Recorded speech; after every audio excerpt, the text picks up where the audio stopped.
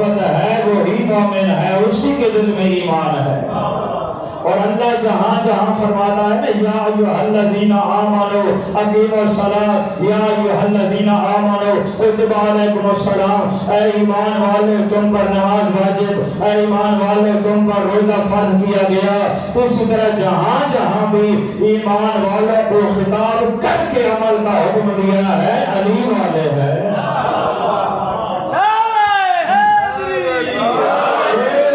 کرے یا نہ کرے، علی کے ماننے والوں کو اس آیت پہ عمل کرنا چاہیے۔ اور اس آیت میں پروردگار نے کہا یا ایھا الذین آمنوا، اے ایمان والو اتقوا اللہ، یعنی اے علی والو متقی بن جاؤ۔ بھئی علی والے، علی کو ماننے والے متقی بنیں گے تو علی امام بنے گا نا۔ علی امام المتقین ہے، علی متقین کا امام ہے۔ پروردگار نے فرمایا اے صاحبان ایمان، دیکھیں تقوی کا حکم کس کو دیا گیا ہے؟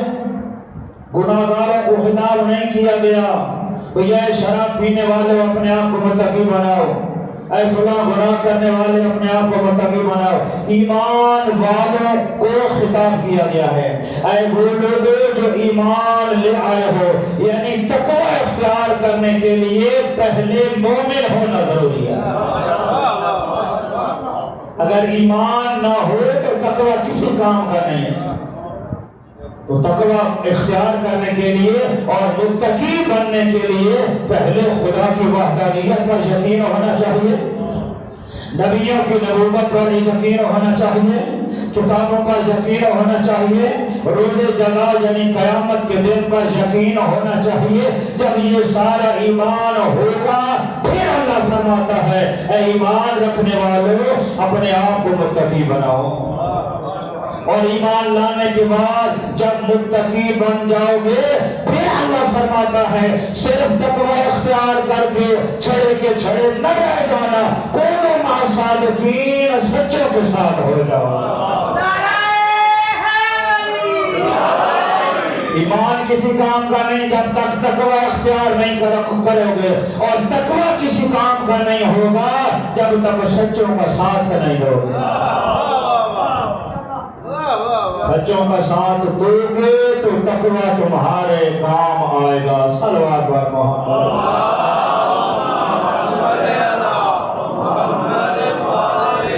تو فرمایا تقوی اختیار کرو۔ اور اسلام کا یہ پیغام کہ عمل تھوڑا بھی کرو نا، گناہ سے اپنے آپ کو بچاؤ۔ عمل تھوڑا بھی کرو نا، گناہ نہ کرو۔ بے شک مستحب نمازیں نہیں پڑھ سکتے نہ پڑھو، نماز تہجد نہیں پڑھ سکتے نہ پڑھو، نوافل نہیں پڑھ سکتے نہ پڑھو، واجب ادا کرو لیکن حرام سے اپنے آپ کو بچاؤ۔ گناہ سے، کیونکہ اسلام نے اتنا زور عمل صالح کرنے پہ نہیں دیا جتنا انسان کو گناہ سے بچنے پہ زور دیا۔ عمل تھوڑا کرو، واجب ادا کرو لیکن حرام سے اپنے آپ کو بچاؤ۔ بندہ نماز تہجد پڑھ پڑھ کے تھک جائے، بندہ روزانہ ختم قرآن مجید کرے، بندہ روزانہ اتنی نیکیاں کرے، صدقے اور خیرات کرے، لیکن ادھر رشوت بھی لیتا رہے، سود بھی کھاتا رہے، شراب بھی پیتا رہے، نافرمانی خدا بھی کرتا رہے، فرمایا اس عمل صالح کا کوئی فائدہ نہیں جس عمل صالح کے ساتھ اپنے رب کی نافرمانی کرتے ہو۔ عمل تھوڑا کرو لیکن گناہ سے اپنے آپ کو بچاؤ، اور اسی کا نام تقوی ہے کہ واجب ادا کرو، حرام سے اپنے آپ کو بچاؤ، اسی کا نام تقوی ہے۔ اللہ اکبر۔ امام جعفر صادق علیہ السلام سے پوچھا گیا، میں انشاءاللہ اس ٹاپک کو لے کے چلیں گے اور پھر بعد میں متقین کی جو صفات ہیں ایک ایک کر کے متقین کی صفات آپ کے سامنے ذکر کریں گے، لیکن آج تھوڑا سا تقوی کا تعارف ہو جائے کہ تقوی کسے کہتے ہیں۔ جب امام سے پوچھا گیا کہ مولا سوئلہ، جب پوچھا گیا امام علیہ السلام سے کس کے بارے میں؟ ان تفسیر التقوی، تقوی کی تفسیر کے بارے میں، کہ مولا یہ فرمائیں کہ تقوی کسے کہتے ہیں، تقوی کیا ہے، متقی کون ہوتا ہے، تقوی کی تعریف فرمائیں۔ تو میرے آقا چھٹے امام نے تعریف فرمائی، میرے مولا نے فرمایا اللہ یفقدک حیث امرک، جہاں خدا تمہیں دیکھنا چاہتا ہے وہاں سے غائب نظر نہ ہو، اور جہاں تجھے غائب کرنا چاہتا ہے وہاں حاضر نظر نہ ہو۔ یعنی جہاں جانے کا خدا نے منع کیا ہے وہاں پر جانے کی کوشش نہ کرے، اور جہاں جانے کا حکم دیا ہے وہاں سے غیر حاضر نہ رہو، اسی کو تقویٰ کہتے ہیں۔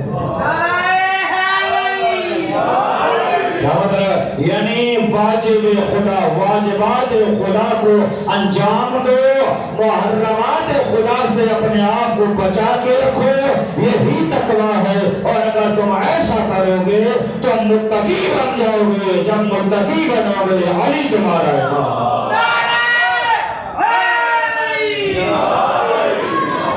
اللہ اکبر۔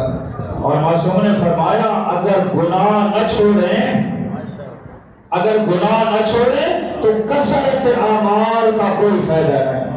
بندہ شراب نہ چھوڑ سکے، تاش کھیلنے والا تاش نہ چھوڑ سکے، شطرنج کھیلنے والا شطرنج نہ چھوڑ سکے، جوا کھیلنے والا جوا نہ چھوڑ سکے، بدکاری کرنے والا بدکاری نہ چھوڑ سکے، ادھر سے نماز تہجد بھی جاری ہے، ادھر سے تلاوتیں بھی جاری ہیں، ادھر سے حج بیت اللہ بھی جاری ہے، ادھر سے نیک اعمال بھی جاری ہے۔ میرے معصوم امام نے فرمایا اگر گناہ نہ چھوڑ سکے تو کثرت اعمال تمہیں کوئی فائدہ نہیں ہے۔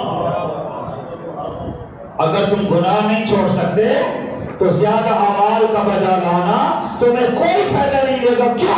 اس لیے کہ اللہ کا قرآن گواہ ہے انما یتقبل اللہ من المتقین، اگر اللہ کسی کے نیک اعمال قبول کرتا ہے تو متقیوں کے اعمال قبول کرتا ہے، چوروں اور بدکاروں کے عمل قبول نہیں کرتا۔ دیکھ جو متقی ہوگا اور وہ عمل کرے گا، تھوڑا بھی کرے گا، واجب بھی ادا کرے گا، مستحب کو چھوڑ دے گا، واجب ادا کرے گا، حرام سے اپنے آپ کو بچائے گا، باقی عمل بے شک نہ کرے، یہ تقویٰ ہوگا، اللہ اس کے سارے اعمال کو قبول کر لے گا۔ اللہ اکبر۔ اور یہ حدیث میں نے پہلے ایک دو جمعے پہلے پڑھی تھی کہ معصوم امام نے فرمایا، چونکہ یہ بھی گناہ ہے نا، فرمایا ترک لقمت حرام، ترک لقمت حرام، حرام کے ایک لقمے کا ترک کرنا احب الی اللہ من صلاۃ الفی رکعۃ تطوعا، فرمایا 2000 مستحبی نمازوں سے ایک حرام کے لقمے کو چھوڑ دینا زیادہ ثواب رکھتا ہے۔ یعنی مستحب کام چھوڑ دیں اور حرام سے اپنے آپ کو بچائیں تو اس کا درجہ زیادہ ہے۔ بندہ حرام کرتا رہے اور ہزاروں مستحب کام کرے کوئی فائدہ نہیں ہے۔ یہی معصوم نے فرمایا اگر گناہ کو نہیں چھوڑ سکتے تو کثرت اعمال تمہیں کوئی فائدہ نہیں پہنچا سکتے۔ ایک عالم دین بڑی پیاری مثال دیتے ہیں، وہ کہتے ہیں کہ ایک شخص ایک روزانہ دیوار تعمیر کرتا ہے، دیوار تعمیر کرتا ہے، شام تک دیوار کھڑی ہو جاتی ہے، بن جاتی ہے، شام کو بلڈوزر آتا ہے اس کی دیوار کو گرا دیتا ہے، اگلے دن پھر شروع کر دیتا ہے، شام تک پھر دیوار تعمیر کرتا ہے، مکمل کرتا ہے، پھر بلڈوزر آتا ہے اور اس کو گرا دیتا ہے۔ اگر ایسا سلسلہ رہے کہ روزانہ تعمیر کرے اور روزانہ بلڈوزر آ کر گرا دے تو مجھے یہ بتائیں کیا کبھی اس کی دیوار تعمیر ہو سکے گی؟ کیوں؟ اس لیے کہ تعمیر کرتا ہے، ساتھ گرانے والا سبب موجود ہے، جب تک وہ ختم نہیں ہوگا اس کی دیوار مکمل نہیں ہوگی، نہیں کھڑی ہوگی۔ اللہ اکبر۔ لیکن اگر کوئی بندہ گرانے والا عمل نہیں کرتا، 5 اینٹیں روزانہ لگاتا ہے بنیادوں پہ. 5 اینٹیں آج لگا دی, 5 کل لگا دی, 5 پرسوں لگا دی, مہینے میں کتنی اینٹیں ہو جائیں گی؟ 5 ڈیلی کی اینٹیں لگائے, مہینے میں کتنی بنے گی؟ یار اتنے پڑھے لکھے تو موجود ہیں نا. 150 اینٹ بنے گی مہینے کی, سال کی کتنی بنے گی؟ 1800. سال کی کتنے کی؟ 1800 اینٹ بنے گی جی. 20 سال کی کتنی بنے گی؟ خود ایسے اندازہ لگاتے جائے نا. 5 اینٹیں روزانہ لگائے نا تو تھوڑا تھوڑا کرتے کرتے اس کی دیوار مکمل ہو جائے گی, چونکہ گرانے والا عمل اس کا نہیں ہے. اس لیے معصوم نے ارشاد فرمایا کہ گناہ سے اپنے آپ کو بچاؤ. یہ گناہ وہ بلڈوزر ہے جو کسی کی دیوار کو گرا دیتا ہے. یہ گناہ یہی بلڈوزر ہے تو بنی بنائی دیوار کو گرا دیتا ہے. لیکن فرمایا وَإِن لَمْ تَفْعَلُوا وَإِن لَمْ تَعْمَلُوا وَلَا تَعْصَوْا, اگر تم زیادہ عمل نہیں کر سکتے کم از کم کوشش کرو کہ گناہ نہ کرو. نماز تہجد نہیں پڑھ سکتے نہ پڑھو, تلاوت زیادہ نہیں کر سکتے نہ کرو, زیادہ مستحب عمل نہیں کر سکتے نہ کرو, زیادہ صدقات نہیں دے سکتے نہ دو, لیکن کوشش یہ کرو کہ حرام سے اپنے آپ کو بچاؤ, حرام سے بچاؤ. اس میں درجہ ہے. اور فرمایا فَإِنَّ مَن يَبْنَى وَلَا يَهْدِمْ يَرْتَفِعُ بِنَاءً, جو شخص تعمیر کرتا رہتا ہے اور دیوار کو گرنے نہیں دیتا, ایک نہ ایک دن اس کی عمارت تعمیر ہو جاتی ہے. جو شخص اپنے آپ کو گناہوں سے بچا کے رکھے اور تھوڑا تھوڑا عمل کرتا رہے, صرف واجب کو انجام دیتا رہے, اللہ کی بارگاہ میں اس کے اعمال درجہ قبولیت پہ پہنچ جائیں گے. صلوات بر محمد.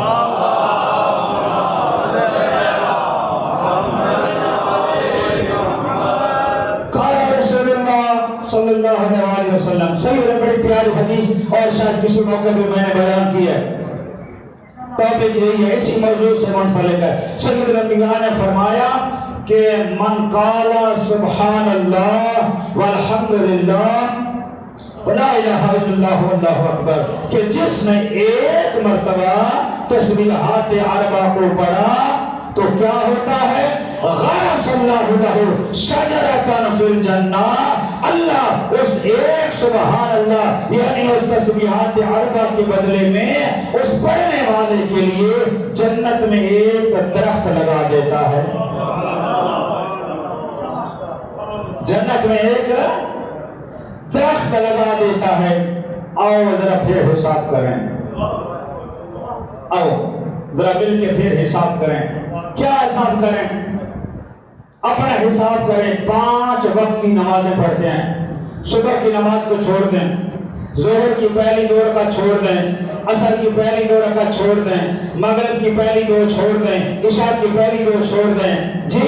مغرب کی تیسری رکعت میں, ظہرین کی تیسری اور چوتھی میں, عصر کی تیسری اور چوتھی میں, عشاء کی تیسری اور چوتھی میں 3 مرتبہ پڑھتے ہیں تسبیحات اربع. ذرا اندازہ لگائیں ایک دن میں جو 5 وقت کی نمازیں ادا کرتا ہے وہ کتنی مرتبہ سبحان اللہ ہے والحمدللہ ہے ولا الہ الا اللہ واللہ اکبر کی تلاوت کرتا ہے. خود اندازہ لگائیں وہ کتنی مرتبہ اس کو پڑھتا ہے. یہ تسبیح جو ہے وہ پڑھتا رہتا ہے. اب جس نے 40 سال نمازیں پڑھی, خود اندازہ لگائیں کتنی سبحان اللہ پڑھ چکا, کتنی 50,000 یا اس سے زیادہ تعداد میں درخت جنت میں اس پڑھنے والے کے لیے لگ چکے ہوں گے. کتنے باغ بن چکے ہوں گے. یہی سید الانبیاء نے جب فرمایا نا قال رجل وقال, ایک شخص کھڑا, وقام رجل, ایک بندہ کھڑا ہو گیا, وقال یا رسول اللہ, اور کہنے لگا یا رسول اللہ یہ تسبیح جو آپ نے پڑھی ہے یہ تو ہم ہزاروں مرتبہ پڑھ چکے ہیں, اس کا مطلب ہے جنت میں ہمارے تو باغ ہی باغ بن چکے ہوں گے. اس کا مطلب ہے جنت میں باغ ہی باغ ہوں گے, ہم تو ہزاروں مرتبہ یہ تسبیح پڑھ چکے. سید الانبیاء نے فرمایا کوئی شک نہیں, یہ تسبیح پڑھنے سے جنت میں باغ بن جاتے ہیں. لیکن میرے مولا نے فرمایا سید الانبیاء نے فرمایا خبردار ایاکم ان ترسلوا الیہا نیرانا فتہلکوہا، خبردار تسبیح پڑھنے سے جنت میں باغ لگ جاتے ہیں، لیکن خیال کرنا کوئی دنیا سے کسی گناہ کی آگ نہ بھیج دینا کہ تیرے جنت کے باغات کو جلا کے رکھ دے۔ اپنے گناہوں کی آگ ارسال نہ کر دینا کہ تیرا بنا ہوا باغ جل کے راکھ ہو جائے۔ فرمائے بن سکتے ہیں، لیکن اگر ساتھ گناہ کرو گے تو یہ جنت کا باغ مٹ نہیں سکتا ہے۔ صلوات پر محمد و آل محمد۔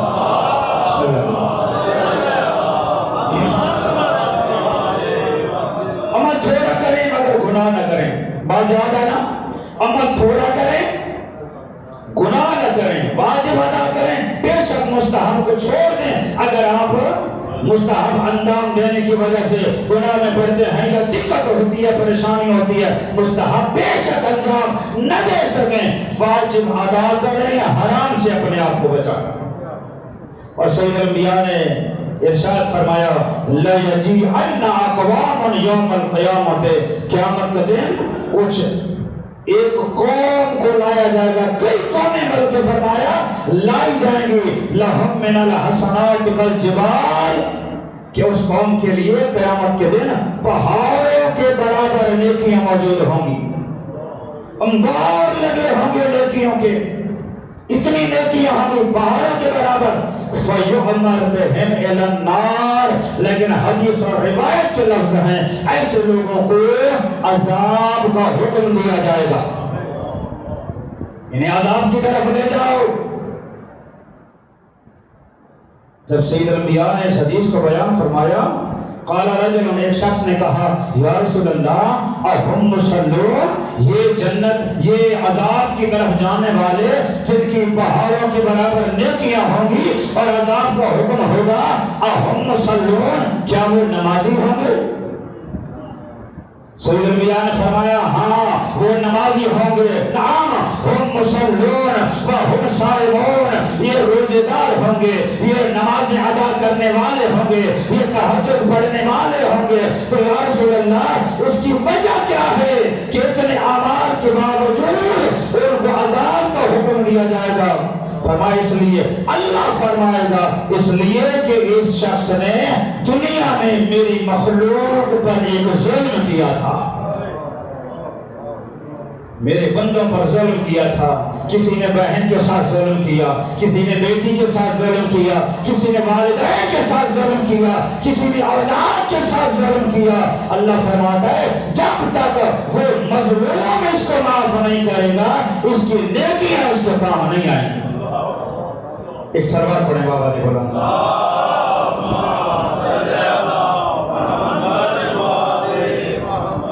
اللہ اکبر۔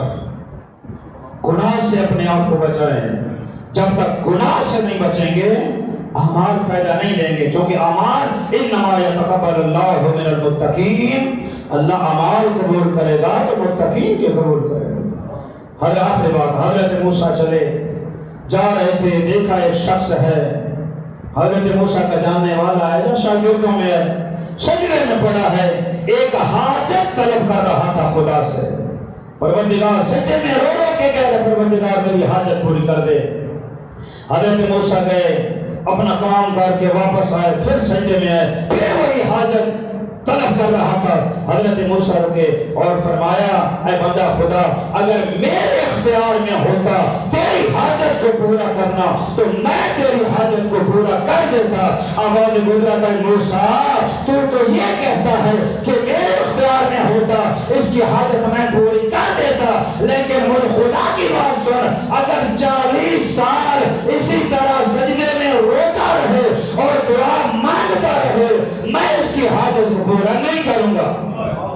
پروردگار وجہ کیا ہے اتنا گڑگڑا کے دعا کر رہا ہے؟ فرمایا اس لیے کہ اس کے دل و دماغ سے ابھی تک گناہ کی لذت ختم نہیں ہوئی، اس نے جو گناہ کیے تھے ابھی تک اس کو گناہ کی لذت یاد آتی ہے اور یہ اپنے آپ سے کہتا ہے فلاں جگہ پہ گناہ کیا تھا بڑا مزہ آیا تھا، فلاں گناہ کیا تھا بڑا لطف آیا تھا۔ فرمایا جب تک گناہ کی لذت کو ختم نہیں کرو گے اللہ نہ تمہاری دعا قبول کرے گا نہ تمہارے اعمال کو قبول فرمائے گا۔ پروردگار عمل کی توفیق عطا فرمائے۔ بسم اللہ الرحمن الرحیم والعصر ان الانسان لفی خسر الا الذین آمنوا وعملوا الصالحات وتواصوا بالحق وتواصوا